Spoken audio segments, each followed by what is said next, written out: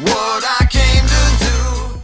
Hi, I'm the Godless engineer, and the last video that I did, I started off telling you about an incident with my father, and I didn't finish it because in a humorous attempt, I had the Brian Fisher video interrupt me as I was telling it, and it was lost on my wife, and so I figured probably most of you guys it didn't make sense either, so sorry about that, still learning. Today I actually wanted to tell you about that story, about my father just before Christmas. He called me up and we had a talk, and I just wanted to share that experience with you. So to start this off, just with a little bit of background information, I haven't always been close with my father, and that's for reasons other than religion. And one thing that we do both have in common is that we both have diabetes. And he's had it since he was 13, and I've only had it since 2006. So I'm still trying to get it under control. I need to be better about it, but I'm still working on controlling that. And see, the thing with diabetes when you get tested is that they usually pump you full of sugar and see how your body reacts, basically. And it usually takes a few hours. But with me, they just had to take my sugar. It was about 450 or so, and they were like, "You're definitely diabetic. We don't even have to do the test." And so they basically just threw all the medicine at me, and I was like, "Well, this is, these are your dosages. This is what you take." And they didn't really educate me. They sent me to some kind of class, but it was on the insulin pumps. And I'm too broke for that. Even on insurance, it was going to be $1,000 to get it. So I'm trying to do it without a pump. It may come to the point where I get a pump, but we'll just have to see. My father, on the other hand, he's got it pretty well under control, and he actually has a lot of problems with it dipping way too low. And this story is actually an incident of that. Before I get into my story, though, I do want to give you some information, some basic information about diabetes. And diabetes is basically the body's incorrect use or incorrect action, or both, of insulin in your system. Insulin is produced by your pancreas, and what insulin does is it helps your organs absorb glucose as you eat, drink, whatever. And that's actually what fuels your organs and your body in general, is glucose. And that's what me and my father, as well as 8.3% of this nation, or 25 million people, have to deal with. And it generally comes in one of three forms. Type 1 diabetes is the insulin dependent. It is usually called juvenile onset, because you normally get it when you're a kid. Not me. I got it when I was 21.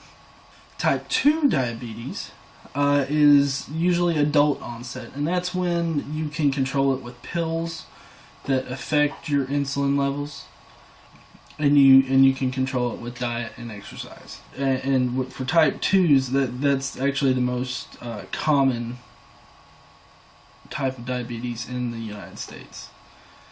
The third form of it is gestational diabetes, and that's during pregnancy, women can often develop this type of diabetes. Problems that you face with diabetes is stuff like heart disease and stroke, hypertension, blindness and eye problems, kidney disease, nervous system disease, amputations, the bad blood sugar levels over time, they really affect your arteries and your extremities, and that's generally what you hear about people getting their feet amputated as they get older, or they don't manage their diabetes well.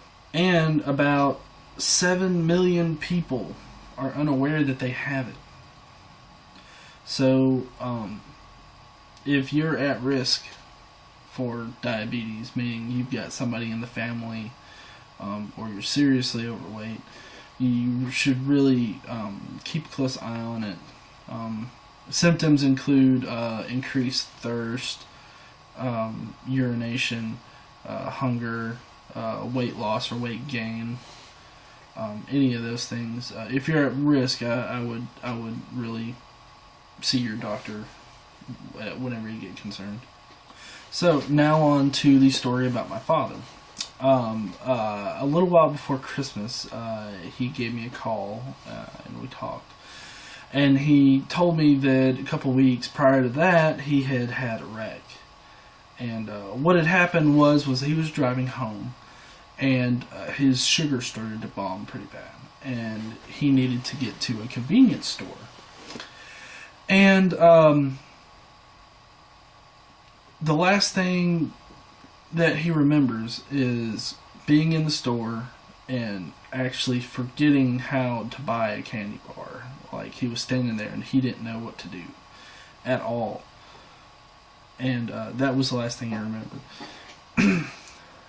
And then the next time he was conscious was when the cop was pulling him out of his car after he had wrecked it. And if your sugar gets that low, it can get that bad. He wasn't injured. Nobody was injured. Nobody was hurt. The only thing was that he took out a mailbox. And that was it. So after my dad gets done telling me this, he gets on his soapbox of Christianity and, Catholicism. I know they differ that for some reason. He gets up on his soapbox and he starts telling me how it was God's grace and God's will that nobody got hurt. And he went on to say that he knows that I have this problem with God and religion, but he knows God is real and God protected him in that situation. Now, my dad has recently had open heart surgery. And funny story with that, though, is that originally the doctor said, well, it's just going to be a stent. And so they did their whole thing on Facebook where they asked for prayers and everything. And then, and it only gradually got worse. Like, then it turned into a quadruple bypass, and then I guess God felt sorry and just downgraded it to a triple bypass. that was so nice of him. Now, that night, I did not feel like causing my dad's heart to explode. So, I let him say his piece, and I made sure that he was okay, because that's the big deal for me, is making sure that he's okay.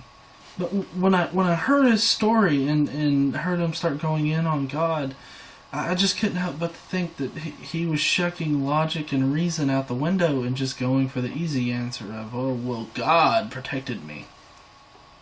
Obviously, it couldn't be that he got into his car and was driving on his way home, and because he's a good person in general, he was doing his best not to hurt anybody before he blacked out, which in turn caused him to lose his short-term memory before it got turned into long-term memory, and that's why he couldn't remember leaving the store, like buying the candy bar and leaving the store, getting in the car.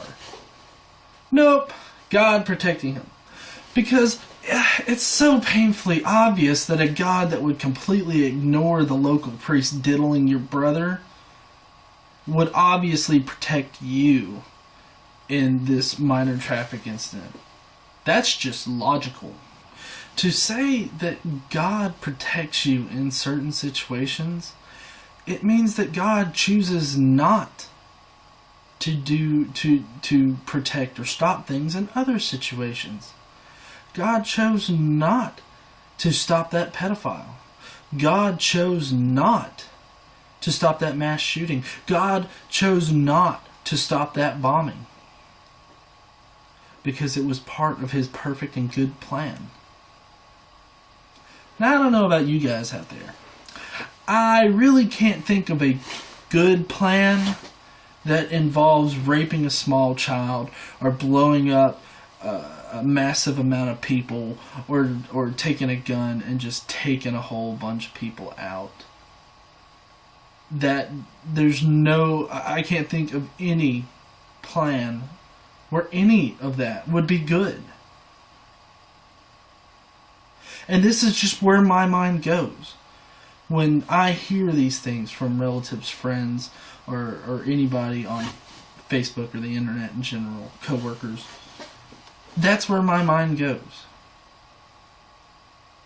Is I can't help but to think about the entire, about the gravity of their statement and applying it to several different situations. Thank you for watching this video. Please like, subscribe, share this guy around.